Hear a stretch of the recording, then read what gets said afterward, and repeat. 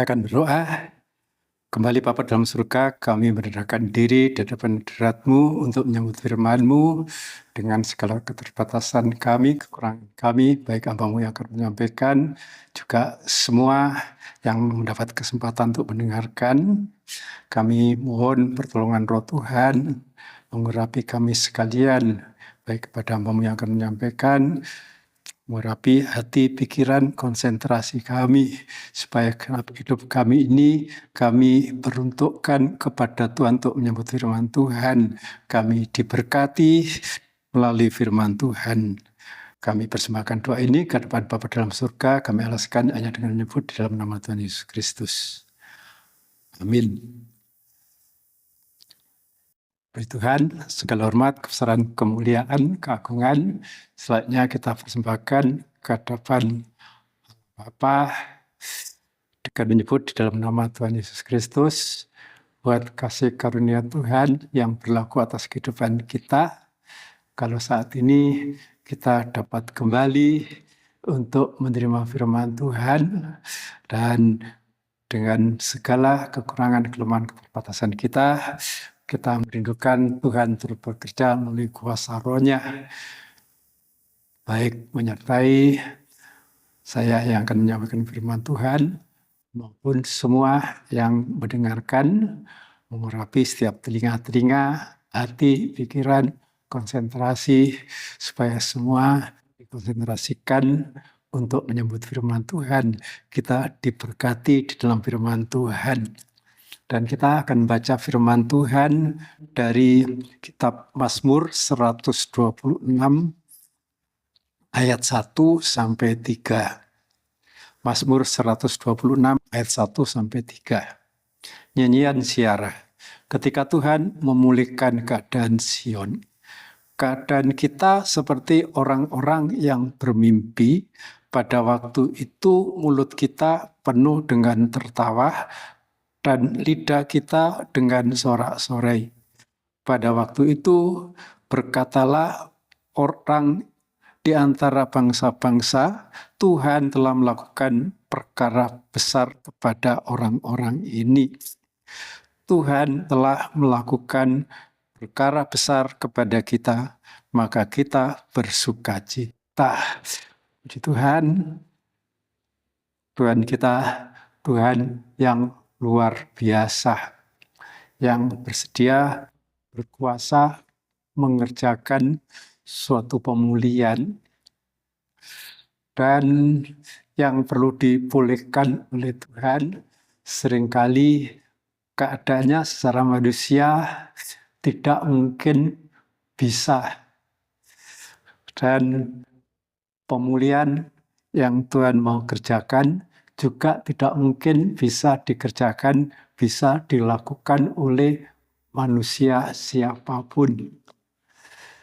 Tetapi Tuhan yang kita sembah, Tuhan yang besar dan ajaib, kebesarannya, keajaibannya bukan saja dalam menciptakan segala sesuatu, menciptakan langit bumi bersama dengan isinya seorang diri, tetapi kebesaran keajaibannya itu juga diwujudkan dengan mengerjakan pemulihan. Dan kalau pemulihan itu terjadi, maka di satu sisi mendatangkan sukacita, sorak-sorai bagi kehidupan yang dipulihkan, tetapi itu juga menjadi suatu kesaksian yang bisa disaksikan, bisa dilihat oleh orang lain.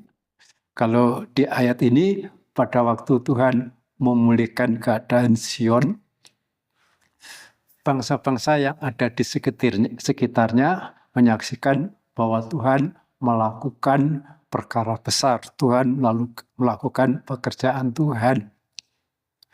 Tetapi kesaksian ini bisa juga dinyatakan, diucapkan, diakui oleh pribadi itu sendiri yang mengalami pemulihan. Ya, Dan tentunya pekerjaan Tuhan yang mengerjakan pemulihan itu bukan saja terhenti berlaku hanya bagi Sion, tetapi berlaku juga bagi kita. Karena keadaan kita yang sudah runtuh, sudah jatuh karena dosa, memang bagikan kehidupan atau bangunan yang sudah runtuh, sudah berkeping-keping. Dan karena dosa menimbulkan banyak permasalahan, banyak pergumulan yang seringkali secara manusia, baik dari setiap pribadi kita yang mengalami atau dari orang lain yang menyaksikan, mereka bisa mengatakan tidak mungkin bisa dipulihkan. Tetapi bagi Tuhan, sanggup mengerjakan pemulihan. Ya, firman Tuhan mengatakan, apa yang tidak sanggup dikerjakan oleh manusia, Tuhan sanggup. Apa yang tidak mungkin bagi manusia, bagi Tuhan mungkin. Dan kita akan melihat suatu contoh gambaran, dan tentunya ini juga menjadi pengalaman nyata kehidupan umat Tuhan yang mengalami pemulihan. Dan kita akan baca dalam kitab Yeremia pasal 18, ayatnya yang ke-1 dan beberapa ayat seterusnya. Yeremia 18 ayat 1, firman yang datang dari Tuhan kepada Yeremia bunyinya, pergilah dengan segera ke rumah tukang periuk. Di sana aku akan memperdengarkan perkataan-perkataanku kepadamu. Lalu pergilah aku ke rumah tukang periuk, dan kebetulan ia sedang bekerja dengan pelarikan. Apabila bejana yang sedang dibuatnya dari tanah liat di tangannya itu rusak, maka tukang periuk itu mengerjakannya kembali menjadi bejana lain menurut apa yang baik pada pemandangannya. Kemudian datanglah firman Tuhan kepadaku bunyinya, masakan aku tidak dapat bertindak kepada kamu seperti tukang periuk ini, hai kaum Israel? Demikianlah firman Tuhan, sungguh seperti tanah liat di tangan tukang periuk, demikianlah kamu di tanganku, hai kaum Israel. Ada kalanya aku berkata tentang suatu bangsa dan tentang suatu kerajaan bahwa aku akan mencabut, merobohkan, dan membinasakan. Tapi apabila bangsa yang terhadap siapa aku berkata demikian telah bertobat dari kejahatannya, maka menyesallah aku bahwa aku hendak menjatuhkan malapetaka yang kurancangkan itu terhadap mereka. Ada kalanya aku berkata tentang suatu bangsa dan tentang suatu kerajaan bahwa aku akan membangun dan menanam mereka, tapi apabila mereka melakukan apa yang jahat di depan mataku dan tidak mendengarkan suaraku, maka menyesallah aku bahwa aku hendak mendatangkan keberuntungan yang kujanjikan itu kepada mereka. Ya, di sini kita melihat sekaligus Tuhan menunjukkan teladan yang ada di sekitar mereka, khususnya pada waktu zamannya Nabi Yeremia, pada zaman pelayanannya Nabi Yeremia. Karena kalau Tuhan itu ingin menyatakan suatu perkara, seringkali ditunjukkan dengan apa yang mudah dilihat, yang bisa dilihat, yang ada di sekitar kita. Di sini Tuhan memerintahkan kepada Nabi Yeremia untuk datang ke rumah tukang periuk. Dan Yeremia melakukannya, datang ke rumah tukang periuk. Dan Tuhan berfirman, pada waktu Yeremia berada di rumah tukang periuk, Tuhan akan menyatakan firman-Nya. Dan pada waktu Yeremia berada di rumah tukang periuk, maka tukang periuk itu sedang berada di pelarikannya, sedang mengerjakan, membentuk bejana dari tanah liat. Dan kalau bejana yang ada di tangan sang penjunan itu rusak, maka tukang periuk itu akan mengerjakan kembali, membentuk kembali menjadi bejana yang baik menurut pemandangan tukang periuk itu. Dan ini juga dipakai oleh Tuhan menjadi gambaran di mana Tuhan akan memulihkan Israel yang berada di tangan Tuhan, di mana Israel itu sudah merupakan bagaikan bejana tanah liat yang hancur. Memang kalau bejana itu dari tanah liat sangat mudah remuk manakala terjadi benturan. Dan kehidupan kita manusia itu juga digambarkan bagaikan bejana tanah liat. Karena memang manusia yang dibentuk oleh Tuhan dari tanah liat sehingga menjadi bagaikan bejana tanah liat. Tetapi ada ayat lain dalam firman Tuhan mengatakan bahwa di dalam bejana tanah liat ini kalau diisi dengan harta kemuliaan akan mendatangkan kekuatan yang melimpah-limpah. Dan kekuatan yang melimpah-limpah itu bukan dari bejana tanah liat itu sendiri, bukan dari kehidupan kita sendiri, tetapi datangnya dari Tuhan, dari harta mulia yang dari firman Tuhan.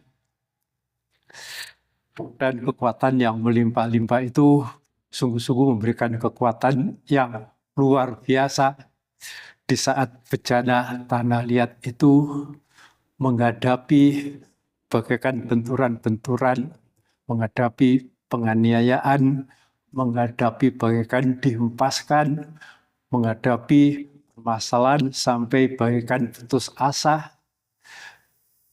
Tidak ada kemampuan sendiri untuk bisa mengatasi. Tetapi kalau bisa mengatasi bukan karena kekuatan bejana tanah liat sendiri, tetapi semata-mata karena kekuatan kuasa dari Tuhan yang melimpah-limpah, yang diisikan ke dalam bejana tanah liat itu. Dan kalau kita perhatikan di sini, kuasa Tuhan yang besar dan ajaib itu mengerjakan pemulihan bagi Israel. Ya, pada ayat 6 saya baca ulang. Masakan aku tidak dapat bertindak kepada kamu seperti tukang periuk ini, hai kaum Israel.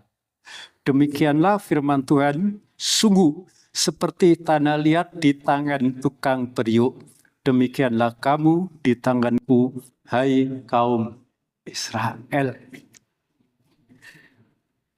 Dan kalau ayat ini ditujukan oleh Tuhan kepada kaum Israel, sesungguhnya pada zaman pelayanannya Nabi Yeremia ini, kaum Israel, terutama kerajaan utara, sudah hancur, sudah runtuh.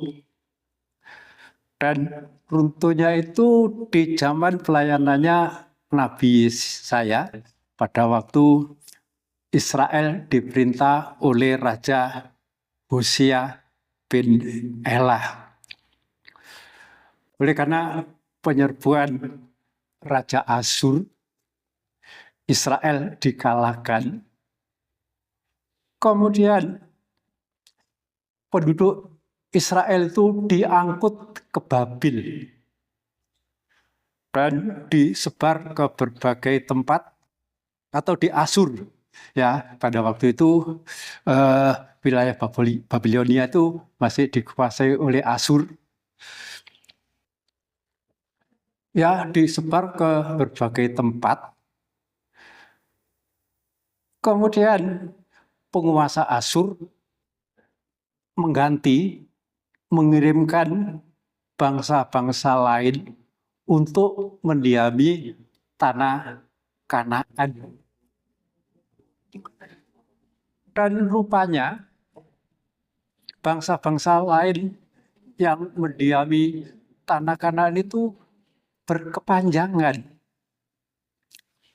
Sampai zamannya Tuhan Yesus datang ke dunia, dikatakan tanah Zebulon dan Naftali, daerah Galilea, wilayah bangsa-bangsa. Ya, pernyataan Tuhan itu awalnya, yaitu pada waktu orang Israel diangkut ke wilayah kerajaan Asyur, kemudian penguasa Asyur mengganti dengan bangsa-bangsa lain mendiami Kanaan. Ya, dan kalau kita melihat kenyataan semacam itu, cara manusia mungkin tidak bisa dipulihkan. Seringkali kita lihat kalau seseorang merantau ke suatu tempat,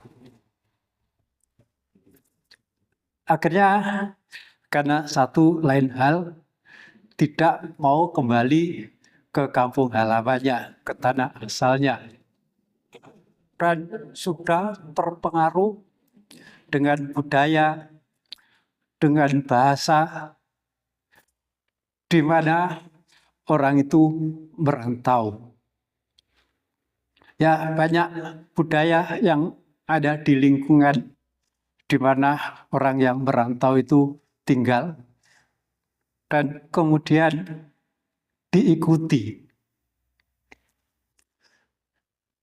Padahal seringkali orang yang merantau, ya ada juga yang merantau karena mencari pekerjaan, tapi merantau dengan menetap di situ, mungkin waktunya tidak terlalu lama. Mungkin hanya makan waktu beberapa puluh tahun, ya mungkin paling banter bisa ratusan tahun. Tetapi kalau untuk Israel ini, merantaunya itu betul-betul tersebar di berbagai negara, tersebar di berbagai bangsa.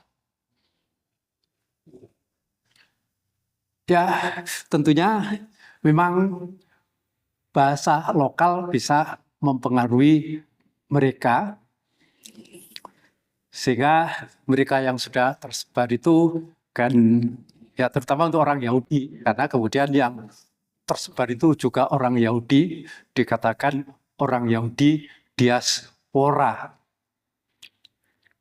Dan itu terbukti bahwa bahasa mereka itu terpengaruh ya pada waktu hari raya Pentakosta dan pada waktu Roh Kudus dicurahkan, kan terjadi berbagai-bagai bahasa yang dianugerahkan oleh Roh Kudus, dan pada waktu bahasa itu didengar orang Yahudi yang datang dari berbagai negara, ke 120 murid ini mengucapkan bahasa-bahasa mereka, dari mana mereka itu berasal. Ya, dari sini kita bisa mengambil pelajaran, mengambil kesimpulan. Sebetulnya secara manusia, orang Israel pada umumnya, orang Yahudi khususnya, juga sudah terpengaruh dengan berbagai-bagai bahasa, dengan berbagai-bagai budaya, di mana mereka itu tersebar. Tetapi kita melihat firman Tuhan di sini. Kalau Tuhan itu mengerjakan pemulihan, nyatanya Tuhan itu berkuasa memulihkan mereka, membawa mereka kembali ke tanah asal mereka. Biarpun ada bahasa-bahasa dari berbagai bangsa juga sudah mempengaruhi mereka, tapi nyatanya bahasa mereka sendiri tetap bisa dipertahankan. Demikian juga budaya yang juga bisa mempengaruhi mereka, budaya setempat di mana mereka itu tersebar. Tapi nyatanya budaya asli dari orang Yahudi itu tetap bisa dipertahankan. Dan kita melihat fakta sekarang ini bahwa orang Yahudi memang dipulihkan oleh Tuhan. Dengan orang Yahudi dapat kembali ke negaranya, bisa mendirikan negaranya. Ini tidak terlepas dari rencana Tuhan yang mengerjakan pemulihan. Dan di sini yang dipulihkan oleh Tuhan tentunya orang Israel yang berada di tangan Tuhan. Dan kita akan baca ulang ayat yang ke-7. Ada kalanya aku berkata tentang suatu bangsa dan tentang suatu kerajaan bahwa aku akan mencabut, merobohkan, dan membinasakannya. Tetapi apabila bangsa yang terhadap siapa aku berkata demikian telah bertobat dari kejahatannya, maka menyesallah aku bahwa aku hendak menjatuhkan malapetaka yang kurancangkan itu terhadap mereka. Ya, tentunya orang Israel yang dipulihkan ini adalah mereka yang ada di tangan Tuhan, dan mereka yang mau bertobat dari tingkah langkahnya. Karena memang Tuhan sudah mengatakan, Tuhan menyatakan rancangannya untuk merobohkan, untuk meruntuhkan, untuk mencabut suatu bangsa. Tetapi kalau bangsa itu mau menyesal, mau bertobat, maka Tuhan mencabut rancangannya itu, dan Tuhan melakukan perkara yang besar, mengerjakan pemulihan. Ya, biar apa yang firman Tuhan yang kita baca, kita perhatikan pada saat ini memberikan pengharapan bagi kehidupan kita. Mungkin ada di antara yang mendengarkan sedang dalam keadaan bagaikan menjadi reruntuhan. Tapi kalau kita ini mau menyerahkan diri ke dalam tangan Tuhan, pasti Tuhan melakukan perkara yang besar untuk mengerjakan pemulihan dalam kehidupan kita. Puji Tuhan, Tuhan memberkati. Kita akan berdoa bersyukur kepada Tuhan. Bapa dalam surga, Bapa yang baik, yang kasih setianya tidak berkesudahan, kami percaya janji-Mu juga tidak berubah, bahwa Engkau mau melakukan perkara besar untuk mengerjakan pemulihan bagi kehidupan kami. Kami akui di hadapan hadirat-Mu ya Tuhan, karena kami manusia lemah. Seringkali kami melakukan apa yang Tuhan tidak berkenan kepada Tuhan. Tetapi kalau kami mau kembali kepada Tuhan, kami mau kembali berada di tangan Tuhan, kami mau berbalik dan bertobat kepada Tuhan, Tuhan yang merancangkan malapetaka, Tuhan akan mencabut. Bahkan Tuhan akan memulihkan kehidupan kami. Kalau pemulihan atas Israel itu pemulihan yang sungguh-sungguh luar biasa, Tuhan kerjakan. Kami percaya Tuhan yang tidak berubah, Tuhan juga mengerjakan pemulihan-pemulihan bagi kehidupan kami dari segala kegagalan yang seringkali terjadi atas kehidupan kami. Syukur, terima kasih kami persembahkan kehadapan Bapa dalam surga. Kami alaskan doa kami ini hanya dengan menyebut di dalam nama Tuhan Yesus Kristus. Amin. Puji Tuhan, Tuhan memberkati.